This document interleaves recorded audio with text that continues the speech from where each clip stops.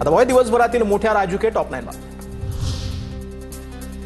मुंडवा जमीन गैरव्यवहार प्रकरणामध्ये मुठे समितीचा अहवाल सादर। मुद्रांक अधिकारी राजेंद्र मुठेंच्या अहवालामध्ये पार्थ पवारांचं नाव नाही। पार्थ पवारांना क्लीन चिट मिळाली का असा सवाल उपस्थित। दिग्विजय पाटील आणि शीतल तेजवानी यांना ठरवलं दोषी। मुंडव्यातील साईडवर पाहणीसाठी आलेल्या अंजली दमानी यांना गेटवरच अडवलं। पिंपरी चिंचवडचे सीपी अजित पवारांच्या जवळचे पार्थ पवारांच्या बचावार्थ यंत्रणा कामाला लागली आहे, दमानी यांचा आरोप। अजितदादांच्या बारामतीतल्या सहयोग निवासस्थान परिसरात अघोरी पूजेचा प्रकार, तिकीट मिळवण्यासाठी किंवा कापण्यासाठी अघोरी पूजेचा प्रकार घडल्याची चर्चा। पालघरमधील साधू हत्याकांडाशी काही संबंध नाही। भाजपामधील पक्षप्रवेशाला स्थगिती मिळाल्यानंतर काशीनाथ चौधरींची प्रतिक्रिया। राजकारणाचा त्रास कुटुंबियांना होतोय म्हणत चौधरी भाऊक।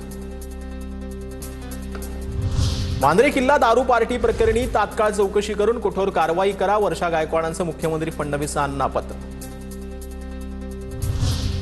वांद्रे किल्ल्यावरील इव्हेंटला सांस्कृतिक मंत्री आशिष शेलारांची उपस्थिती। अखिल चित्रे यांच्याकडून फोटो ट्विट करत आरोप। 48 तास उलटले तरी कारवाई का नाही हे आता समजलं। किल्ले अडवा, अड्डे बनवा हे नवं धोरण सांस्कृतिक मंत्रालयानं हाती घेतलंय वाटतंय, अशी ही टीका।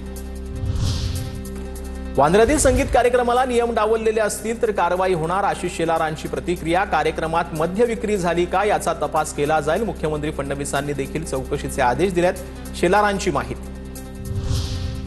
गणेश नाईकांच्या ठाण्यातील जनता दरबाराविरोधातील याचिका मागे घ्या, हायकोर्टाच्या याचिकाकर्ते किशोर पाटकरांना सूचना। जनता दरबारामध्ये जाऊन नाईकांना तुम्हीच सांगा, जनता दरबार घेऊ नका, शिंदे गटाच्या पाटकरांचे टोचले कान। नवाब मलिकांना मुंबई सत्र न्यायालयाचा दणका। दाऊद इब्राहिमच्या मालमत्तांशी संबंधित आर्थिक गैरव्यवहार प्रकरणी मलिकांविरोधात आरोप निश्चित। पुढील सुनावणी 19 डिसेंबरला होणार।